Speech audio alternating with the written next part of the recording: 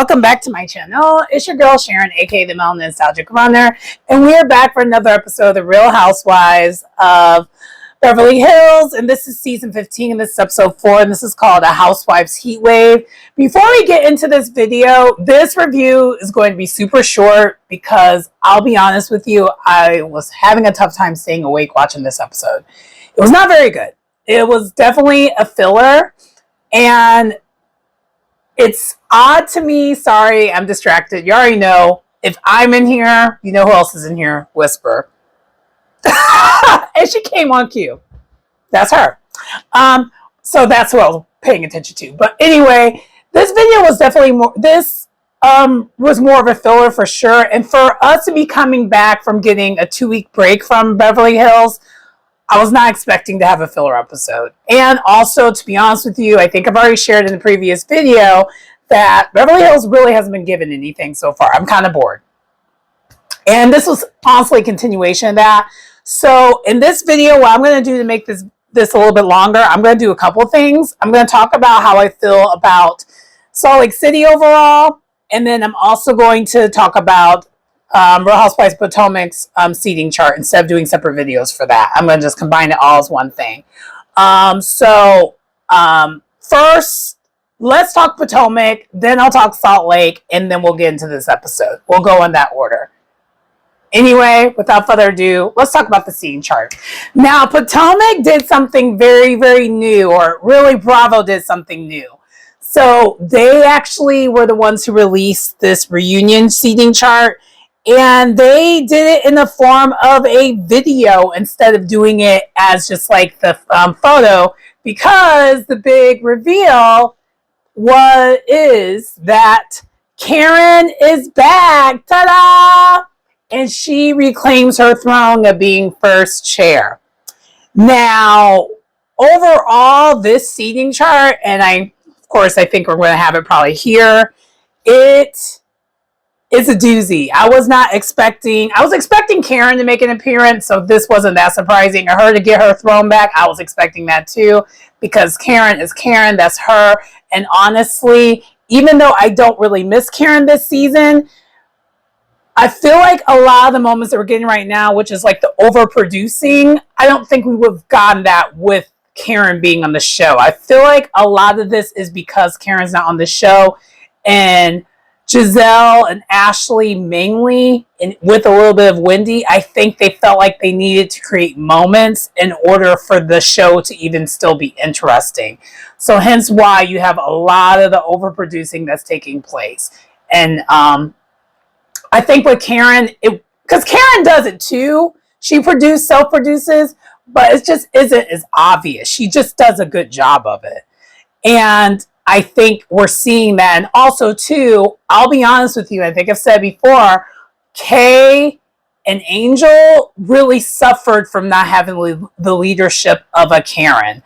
I think Karen and her Grand Dame persona, even though it has a persona, I think she does really in real life on this show, behind the scenes, is mother henning a lot of the newer people and kind of probably coaches them to say, hey, this ain't it. Like, to kind of avoid the blunder that we got from Kay. Kay kind of got exposed really this season more than even last season, that she didn't have anyone to really help her. Because I think also to a certain degree, I think Candace did a similar thing when she was still on the show. And so it's a lot. And Angel, she was really following the guidance of a Kay who herself doesn't really know what she's doing. And so I'm looking forward to seeing what this reunion is going to bring. And let's talk about the scene chart a little bit more specifically when it comes to without Karen being there. So without Karen being there, the original reunion seating chart shows that Stacey is the first chair. Are we surprised? No. Was that the right call? Absolutely. She is the new... Right now, she's a princess of Potomac. If Karen's a queen, she's a princess. And Giselle has been officially dethroned. I'm sorry, it is what it is. We saw that Giselle didn't really bring anything this season, and so I'm not really surprised that she was not sitting next to Andy really at all. And the thing is, that was kind of a shocker only because I thought, you think sometimes when it comes to some of these women that Giselle would maybe sat next to Andy just because of her being, the OG. But it really does make sense that she shouldn't, because she didn't really bring anything at all this season. She had nothing going on. And really, there's only a few ladies that will always sit next to Andy no matter what. And that's like a Kyle Richards. Kyle Richards will always sit next to Andy, his whole thing, even though. And I think Teresa Giudice is another one who always sits next to Andy. There's like only a handful of them girls that will always do it. Just because it is what it is. But anyway, so then on the other side, we have Wendy. I was shocked to see Wendy's also sitting on the first seat because season-wise, yes, she's having an amazing season, but really, there's no drama yet. The drama is happening right now behind the scenes when it comes to her, alleged fraud situation. Now, are they going to cover it at the end of this season? Yes. We found out they're picking the cameras back up to talk about it a little bit more. But outside of that, it's kind of just like, I don't know how I feel about it. You know what I mean? Because other than that, she really didn't bring anything. What I would have done instead, I think who should have sat next to Andy on the other seat, believe it or not, would be Angel. Angel's had the most to answer for this season. They've been basically, the first half has been all about Stacy, and the second half has been all about Angel. Do I think Angel could handle being in the first chair for her first season? No, because she hasn't been able to handle the season well as a whole. So I see why they decided to not do it. But then when you look at the overall seating, it makes sense because the way they did it, I feel like they kind of did it based off like who are the besties. So, we have, sorry, we have Stacy, and then we have Wendy. They're besties. Well, they got each other's back. And then we have Giselle over here, and then we have Ashley, which we'll get into next. They're next to each other. And then Tia, I guess, is cool with Kay. And then we have Angel, and then we have Monique. And the way the scene chart is looking is making it look like Monique is just always going to be on the stage, but that would be kind of weird because she's a friend of. But maybe they need her to be on the stage the whole entire time because she's an OG.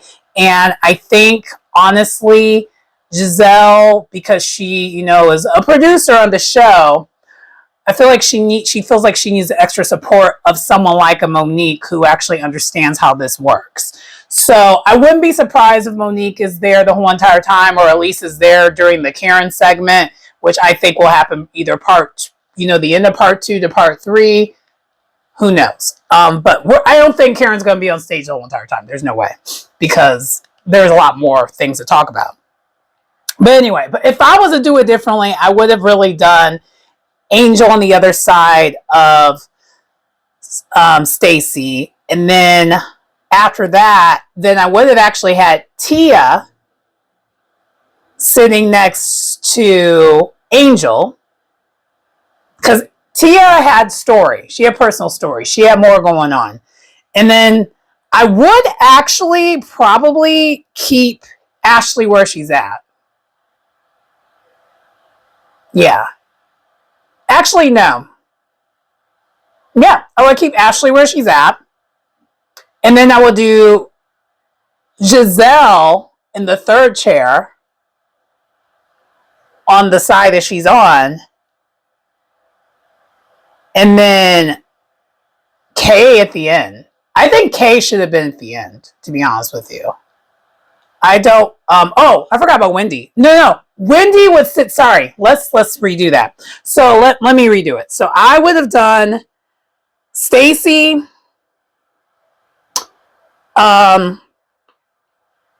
Angel, Wendy, Tia, Giselle, Ashley, Kay. Kay, she's a non-factor. She doesn't really need to be here anymore. Ashley needs to also be on her way out as well, because what was this? I honestly want to see a season, because I'm not ready to get rid of Giselle completely yet. I want to see a season where she's by herself and she has no minions. That's what I want to see. We thought we were going to get that because, Robin's no longer there, but we're still getting it because Ashley took basically Robin's spot. And we just, if we get rid of that, I want to see how really Giselle will give it up then. Because so far, it's been very lackluster and she's not bringing it, like, at all. So, which also checks to why we have the seating the way we have it. And honestly, Jazzy, I don't think she's going to be on here that much either, because it shows when Karen comes back, Jazzy's going to be gone. So Jazzy's probably going to be on there for maybe like the first. I feel like they're probably going to bring Jazzy out at the beginning, maybe part 1 to part 2, and then part 2 to part 3 will be Karen. I think that's how it's probably going to go. But I am excited to see how this reunion is going to go, because if you've noticed, for those who follow stuff outside of the show, Angel's been on the press run and she is speaking her speech. And I just hope she brings that same energy to the reunion, because if she has an amazing performance during this reunion, she might save her job if she wants to come back. But from what I'm seeing, it's giving she's going to be one and done. But I kind of do want to give Angel another shot based off of what we saw this last episode, because she finally is speaking up. And I've also been listening to some of the interviews. We're missing a lot of context behind why she's behaving the way she's behaving, based off of what she said in the interviews. And I would like to know more about that. So hopefully we'll get more of that. And I want to see what Angel will look like without a K next season, because I think K needs to be done. She's not, I don't believe anything that Kay is saying, because I don't really believe the Greg and Kay storyline like that, because she's trying to make it look like Greg is this man who makes all this money and stuff, but he's a social worker, and allegedly he's battling his ex-wife when it comes to custody and stuff behind the scenes. So it's not really a good look that you have him going shopping for engagement rings that cost way more than what he can afford annually easily. So I don't know. Let me know what your thoughts are, but that's kind of all I wanted to talk about when it comes to the reunion seating. And now you kind of understand why I did not want to do a separate video, because this would have been like this long and that's it. Anyway, let me know your thoughts. Next, let's talk about SLC. Okay, SLC. So last time I was on this screen, I was complaining about how that finale made me so mad, because I'm so sick of Heather Gay and bad weather. I'm like, really, it's Heather, but the bad weather combination makes it worse. But I'm just so sick, and I want Heather to get her comeuppance. But normally after I have the season finale review, or when I do the reunion looks, I normally try to talk about how I feel about the season before the reunion, and then I kind of redo it after the reunion. And I never did that. So I'm going to do this right now.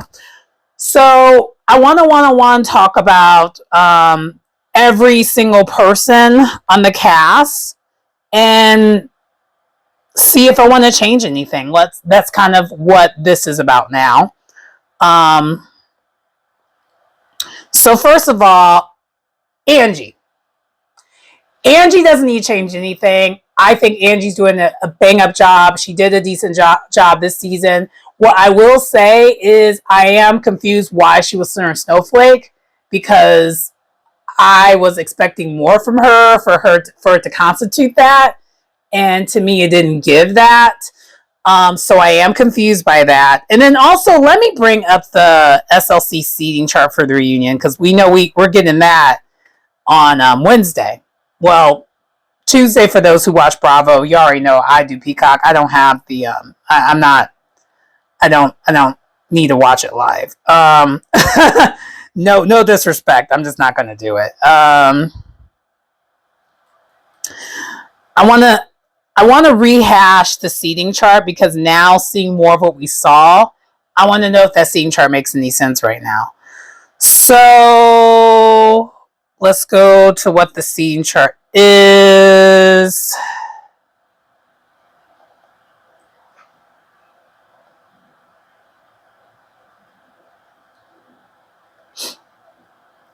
Okay, we're Angel. Well, sorry, we're not Angel. Wow, where Angie's sitting in the reunion, it actually works for me. She is the third chair left of Andy, and really, yeah, because she kind of had her moments at the beginning of the season, and then she kind of just faded into the background for the most part. So yeah, where she's seating at makes sense to me. But overall, I did enjoy Angie this season. And I like that Angie was not as activated this season. I don't really love when she's activated, but I also don't mind it too. I love that. I am curious to see why Lisa and Angie are still bickering because during the finale, they made up. So I'm curious to see what happened there. We'll find out hopefully during the reunion. So, okay, next, let's talk about Britt. Brittany, yes, keep her on the show, keep her as friend of. I do not want her as full-time. I'm sorry. I don't want to reward her crappy behavior not being a great mom. I'm sorry. I don't mind her on the show because I think she fits like a glove when it comes to this cast. But as a person, I'm sighing her. And I feel like she is putting on the act a little bit when she is on the scene. So keep her as a friend of because that works. Her shtick actually works with her being a friend of. It would never work if she was full time because she would expose herself eventually and we will see the real her. Because I don't think we're seeing all the way the real her. So that's kind of my thought on her. And because she's a friend of course, she's sitting at the end. So that actually makes sense to me. Bronwyn is first chair. I don't know if I agree with that. Honestly, who I think should have been first chair, because right now, the way it is now, we have Bronwyn and Lisa. Lisa should be first chair. Yes, because first half of the season was a Lisa takedown. And then the second half was about Meredith. So I think Meredith should actually be first chair on the other side. But I think the only person that would have sat next to Meredith after that would have been Mary. And Mary, honestly, this season didn't really do enough where she should be second chair. So I see why it looks the way it looks when it comes to this reunion seating, because the way they did it, it's kind of similar, well, a little bit different from Potomac. They have everyone that's on one accord on one side, and they have the other ones on the other accord on the other side, kind of. They kind of got like that, but not really. But then they also have, I'm a little confused by this. I ain't gonna hold you. I thought that's what it was, but then I re-looked at it. I was like, no, that's not what it is. I don't know what this is. So really, yeah, I think after seeing how things have played out, I think really Lisa here, Meredith should be here, Bronwyn,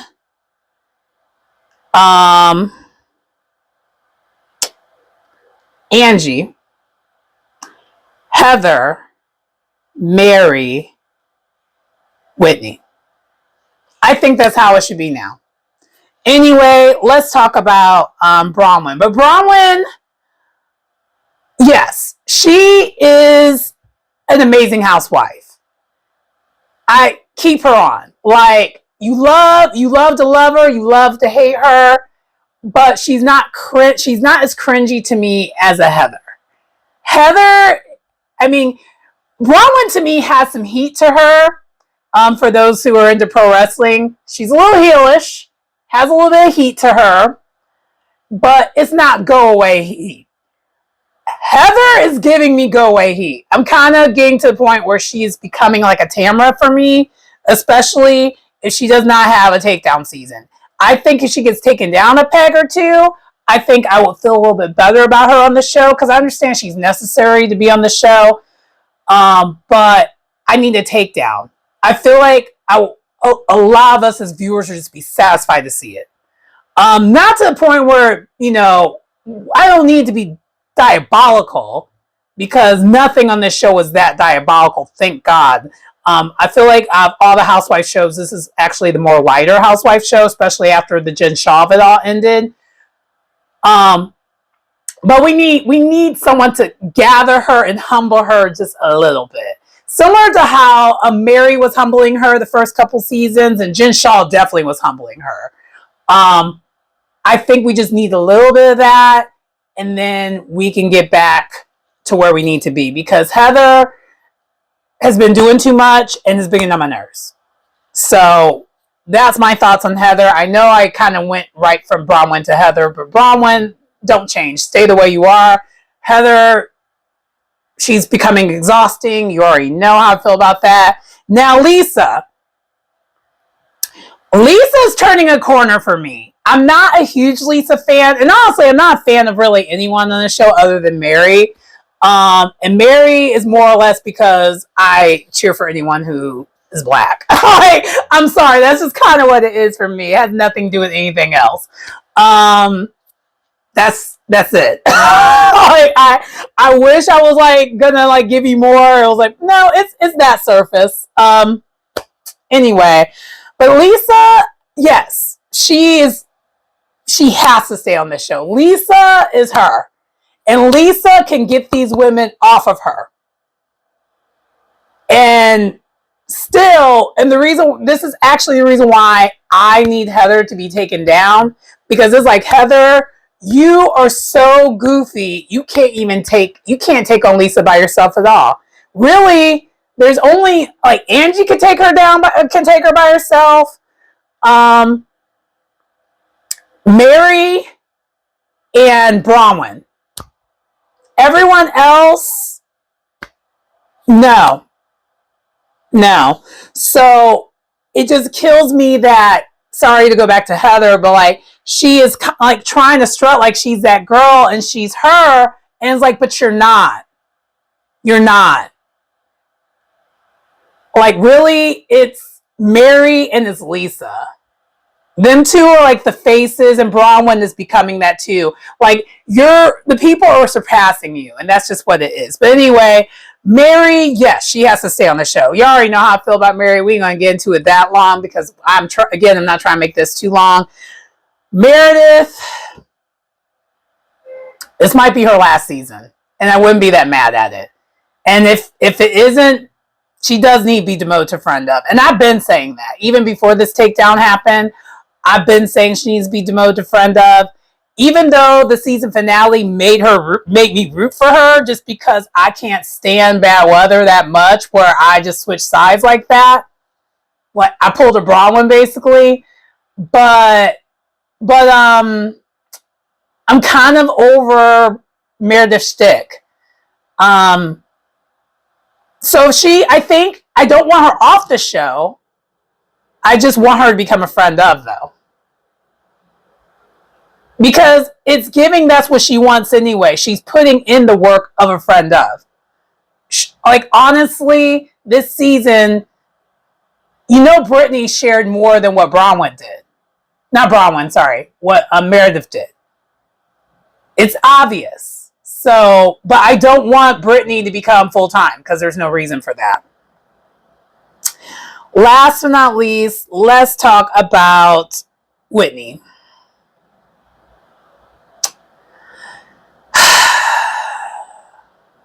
I feel bad, but I think Whitney can go. Because I'm curious to how Heather would function without a Whitney. I don't think she would be able to function without a Whitney. I think she needs allies to do her thing that she does. She's not strong enough to do things on her own, but she tries to put up a front as if she is. And she's not. That's why she always confronts people in front of everyone. She's too much of a wimp to do it one-on-one. Especially anyone that can use their words. Because even Meredith can use her words. Even though she disengages, she can use her words. Heather can't handle anyone who can use her words. without coming off looking stupid. And she knows that. So that's kind of how I feel about the season, though. Like, okay, so that's how I feel about each of the women. Now, how I felt about the season. The season was all right. It wasn't great. Was it horrible? No. But from this, I rate SLC in its own way because it's been an amazing show, and I would honestly say season 4 number 1, season 5 number 2, season 6 this is the third best. It's the third best, which isn't bad. That's nothing to frown upon. Now, I mentioned it during the review. I really need this reunion to reunion because historically, this show has never had that great of a reunion. And I would love this reunion to be different. And then if the reunion's different, that will make me feel differently about the show. But if I was to give it a grade A, B, C, D, or F, it's not an F, it's not a D, it's not a C. I'm giving it a B. A B plus. I'm giving it a B plus, and really, if the reunion brings it, I'll bring it up to A minus. If it doesn't bring it, I'm going to give it down to, it's going to go down to a B. But that's not bad, though, for a housewife show. It's kind of ironically the opposite of Potomac. You know how Potomac last season, the season was kind of meh, but that reunion brought it, and it made me feel differently about the whole entire season. I'm hoping we get something like that with SLC.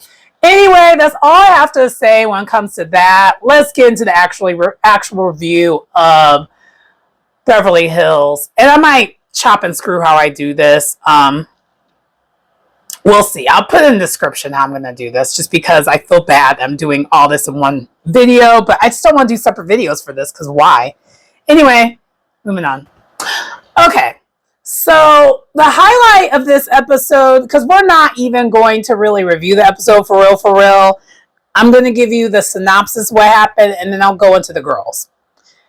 This was Sutton's trip, which we find out is Sutton's trip to Sedona. And they took a private jet to go to Sedona. And really, that's kind of what this whole entire episode was about. That's really what it was about. Now, let me get into each of the girlies. Bose. We found out in this episode, Bose is trying to still do her fertility journey. So Nico came with her to, her assistant came with her to Sedona and is helping her do her shots for the infertility, for the IVF. Because I think she is trying to do IVF. And so we see that. Other than that, Bose in this episode, the only other time we saw her this episode was her with her daughter in the Housewives montage, and her daughter was driving, and her daughter is definitely a teenage driver because she's driving horribly. And it's so funny because I still remember like it was yesterday, my first time driving as a teenager. And as a teenager, you think you can drive until you have life and experience behind you and then realize you could not drive. Because the way I thought I was the queen of the world, thought I could drive, and looking back, I realized, oh my God, why would anyone give me a license? I used to get in a lot of car accidents. I used to get tickets for speeding very regularly. Really, it didn't start slowing down for me when it comes to my driving, and my driving really did not improve until like I was like 25. Which is ironic because that is when your brain's fully developed. But that is when my driving was like finally doing something. It actually wasn't crazy anymore. And I finally was like, girl, just manage your time better and then just get somewhere on time. Or just call and say you're going to be late and call it good. You don't need to speed, okay? And I think my appreciation in learning a driving got better mainly because I became a runner. And so I started running on streets and stuff. And so I started feeling annoyed when people were flying past me in the neighborhood. I was like, oh crap, that used to be me. I need to stop it. So anyway, that's the only other thing that we got from Bose. Yeah, next. Okay, so then Dorit this episode. Dorit is still whining about the divorce. We find out that Dorit did end up sending her kids to Florida. She was like, FPK, the kids are going where they're going. And she's ends up talking to Kyle, trying to get Kyle to talk to Mo to kind of get on the same page with PK, because PK keeps kicking the can long when it comes to the mediation of it all. So their divorce is not going well at all. And Kyle is trying to have Dorit's back, but you can tell she's forcing herself to have Dorit's back. Kyle's not a girl's girl. Kyle is very much my man, my man, my man, my man. So whatever Mo says, that's just the side I'm on. Like, she's very male identified. And I get it, because allegedly, for those who follow the behind the scenes stuff, allegedly Mo and Kyle are back together anyway right now. Like, they reconciled allegedly. Are we surprised? I'm not. I kind of saw it coming. Because you could tell when Mo and Kyle are together, they love each other. Now, are they in love? Not really, but like, if you, and I feel like those who feel differently have not been on these dating streets. And I promise you, as someone who's been these dating streets, if I had the choice of still being these dating streets or being taken up, if I wanted that, because I don't know what I want when it comes to that. Like, am I better by myself? It's still TBD. But if I was someone who really wants a companion, which I do to a certain degree, but do I need a companion? No, I don't need it. Let's be clear. But like, what I'm getting at though is that these streets, the dating streets ain't it. Okay? The dating streets are not it. We're not going to share my tea today. Not more than what we already have, but the dating streets aren't it. Just put it that way. Although today I did have an amazing time because I did go on a date today. Hence why I look the way I look right now. Anyway, but yeah, no, Dorit is still kind of talking what she's been talking about, and she wants Kyle's help to help mediate the situation, basically. And I think that's a horrible idea, but it is what it is. And also, Dorit was late, like an hour and a half late, getting on the private jet for them to get to Sedona. And I saw no apology. And I'm just kind of like, girl. And the thing is, with Dorit, she has a history of being late. So I'm wondering if we're going to get Amanda saying something to her. I feel like at some point in time, Amanda's going to say something because she seems like someone who would. But anyway, that's really all we got from Dorit. More of her complaining about PK of it all. And yeah, anyway, next. Okay, with Erica, we got her doing laundry as like a Housewives montage thing. And then towards the end of the episode, we find out she is dating a man. I guess a former ex-special forces kind of guy. And allegedly, from what I've heard, is giving he might be MAGA. Honestly, this is just a PSA to all y'all. I don't want none of y'all, none of y'all to be surprised that y'all faves are on that side. They will pander to the people who make them the money and coins, the black and brown and queer, but will still go over on that side. So don't be surprised when you be seeing it, especially given she's from Georgia and loves using our isms and everything. It checks. So if that's what it is, that's what it is. But according to her in this last episode, you could tell she kind of really does like this dude. So are we going to hear much about him? I don't know. The reason why I got brought up, though, is because Jennifer Tilly did her big one and got up in the business. Otherwise, we probably would have never heard of it. That's kind of what we got here. Also, too, the other thing that's developing is Amanda and Erica, they're kind of butting heads, but it seems like it's one-sided. Amanda feels a way about Erica. Erica doesn't feel anything about her. And the women, particularly Sutton and Jennifer Tilly, are trying to warn Amanda, like, girl, that was light work. She wasn't being that mean to you. We've seen her much worse. And I hate to say it, they're not lying. Like, that was just light shade. So I don't know.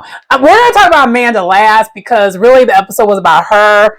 And I got some thoughts when it comes to that. So that's probably going to be what we get that makes this video longer. But other than that, that's kind of all we got from Erica. Okay. Rachel Zoe. So her kids went camping at the very beginning of the episode. It seems like it must have been like a week, camping for a week, or maybe like day camp. Who knows?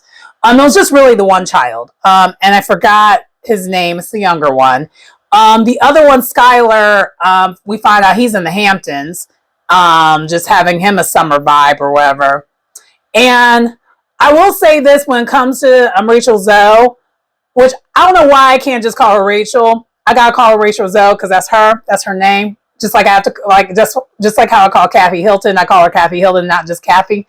But Rachel Zoe, though, this episode, her solo scenes were with her kids. I think her being with her kids makes her so likable on this show.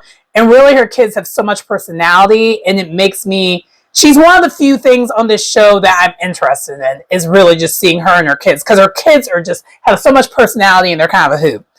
But other than that, she decides she's going to try to overnight her stuff, her bags or wherever to get to Sedona, and didn't work out for her, and it never came. And so she is just stuck wearing the same clothes she got on before. So it's giving a fashion girly with no fashions. That's kind of what we got here when it comes to her. But yeah, that's kind of all we got when it comes to Rachel. That was pretty much it. Kyle. Now with Kyle, she really didn't really do much this episode. Like I said, she talked to Dorit a little bit, and then we also saw a cutscene where she talked to Amanda. And also in both cases, behind the scenes, we're kind of getting a little bit more tea of what Kyle's coming from. I think two things can be true. I think she's not a girl's girl, and I think what Dorit feels about her is somewhat accurate. But the other side of what Kyle's saying, which I wish you would just say that to Dorit, because I think that would clear a lot of things up, is that Kyle has concern that Dorit is actually making her divorce a lot more worse because she keeps bad-mouthing PK on national TV. And yeah, it's not a good idea. Like, if you know the person you're dealing with is petty, why would you make things worse? But maybe she's trying to change the narrative for there to be some assets of some sort. Who knows? But yeah, that's kind of Kyle's POV when it comes to that. And also too, Kyle and all the girlies in this episode, I might as well just would have said it. Everyone is sighing Amanda because everyone's just like, girl, what do you do for a living? For real, for real. And they explain what she does. She's a social influencer. I don't know why she couldn't just say she's just a social influencer who does master classes, because that's pretty much what she was describing her doing master classes and borderline scamming. I'm sorry. That money is getting a little funny. I ain't gonna hold you. I don't like that one that I feel similar to Bose, because I already don't really love Bose like that. But two things can be true. Bose, I may not like Bose, but Bose might not be wrong. I'm just saying. But let's talk about Sudden, and then let's talk about the friend ofs, and then we'll get to Amanda last. Okay, Sudden in this trip, Sudden plans a trip, and Sudden ain't being herself. Sudden's trying to now rebrand, say she's Sudden Brown, says Sudden Strack, and she is basically a neutered Sudden. She is doing anything and everything to keep staying on this show.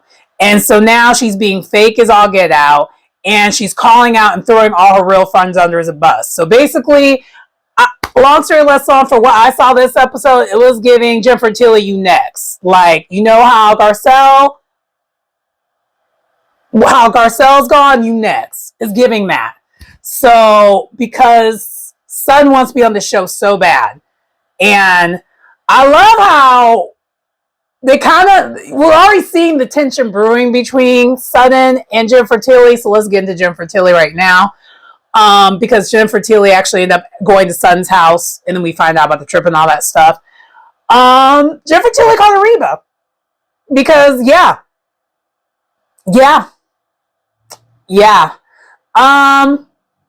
We'll see how Jennifer Tilly holds up, but Jennifer Tilly's just doing an amazing job being a friend of, and essentially is doing the things that we as viewers would like. Get into the women's business, asking the questions, but it doesn't come off evasive and overly pushy. It comes off very friendly, very fun. Jennifer Tilly, keep being you. We love you. She's bringing that kind of energy like she always does. Also, Sun says she's not drinking anymore. Again, part of her rebrand. And I'm not buying anything that Sun's selling to me or trying to sell to me. Because she didn't sell it to me. I'm not buying none of it. Which also, I'm not going to hold you. I think that's part of the reason why this show, I'm just kind of over the show, because I still have PTSD for how they did Garcelle. And I'm having a tough time watching it and caring. And by the way, I'm recording this Sunday. I just watched the show Sunday. Did I do anything Friday? Did I even leave the house Friday? No. Friday was a rest day. I didn't go to the gym or anything. And I literally could have recorded then. Wasn't interested. Yesterday, I went to the gym, worked out, did my thing. I was done with all that by 12 o'clock. Could I have watched the show afterwards? Yes. Did I want to? No. That's kind of how I'm feeling about the season so far. I feel bad. So, yeah. Anyway, let's talk about Kathy, and then we'll get into Amanda, because that kind of works. It matches. The segue. The segue is segueing here, so let's go and get into it. So with Kathy Hilton, I will say this episode, I'm noticing the real Kathy starting to pop up a little bit more. Her hunky-doriness is starting to fade, which I'm not mad at it, because I don't like the real Kathy, but I think the real Kathy's good for TV. I think we need to see it. And so we're seeing a little bit brewing, because one thing, I forgot to say this when it comes to Amanda, none of these girls like Amanda. Sutton is giving she don't like her. No one likes her. And I don't think it's the age difference. I think Amanda's kind of insufferable, because I'm finding her a little annoying too based off the edit. So I'm not really disagreeing with it all the way. Now, do I want Amanda to get at these women and give them some problems? Absolutely, because without her doing it, I'm kind of bored. I don't know what else we're going to do when it comes to this. So hopefully she brings it and creates some problems. Because no one else will do it at this point, it seems like. But what else was I going to say? Kathy kind of says, it seems like she likes to hear herself talk. And I think even Jennifer Tilly says something similar. And Sun's just kind of like, oh my God. Like, all the women are kind of annoyed with her, because she does have this tendency that I noticed this episode, she one up. She's a one-upper. And also, too, shout out to Kempire. Kempire mentioned something a while back. I think it was either the first or second episode, about how, like, Bose likes to say, She did that this episode during the time. I don't remember what they were even talking about. Oh, I think it was Sutton's toast. And I was just like, why is she doing, like, now I can't unhear it. Thanks, Kempire. I don't know him in real life, but shout out to him. Definitely check out his reviews. He's a much bigger YouTuber than I am. I don't even want to call myself a YouTuber, because I'm barely up on this thing. I'm just trying to I do this as a hobby and for fun. But anyway, I was kind of like, I was so confused. So confused. Anyway, so let's get into Amanda, though. Amanda, she's a one-upper. And then this episode, she tried to explain what she does for work, and no one knew what she did for work. Really, Erica's the only one, because I watched a little bit of the after show, and I ain't gonna hold you, even the after show is kind of boring to me. Erica was the only one that knows what she does, and described it to a T. But after it was described, I was like, yeah, scamming. Allegedly. I just don't trust it. I'm not gonna hold you. But yeah, so that's kind of how I feel about Amanda. Amanda's going to give these women some problems. And Amanda is already bumping heads a little bit with Bose, Erica, which that's an alliance. So we already know where that's going to go. Dorit's confused about her. I think there's going to be problems with that though later though, because of the fact that Amanda's siding with Kyle when it comes to the cave at all. And we already know how Dorit don't really play about that.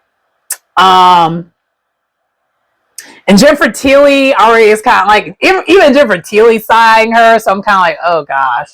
And Kathy is not even putting on the front that she normally does. She's kind of like,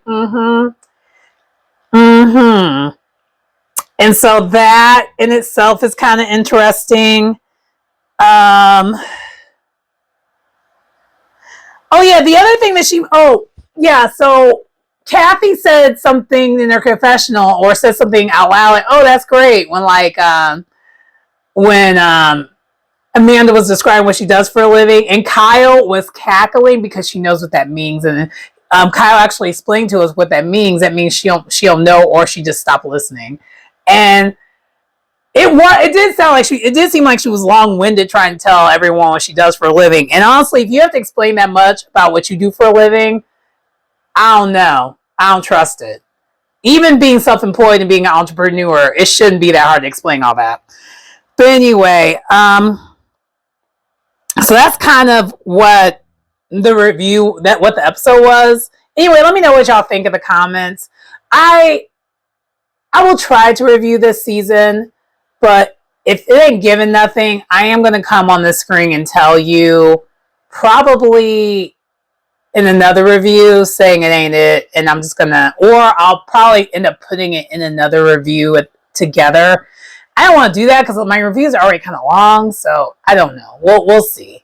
But anyway, that concludes my video. Please like, comment, subscribe to the channel if you think get anything out of content. It's your girl Sharon, aka the Melanin Nostalgic Runner, and I will see you next time. Bye.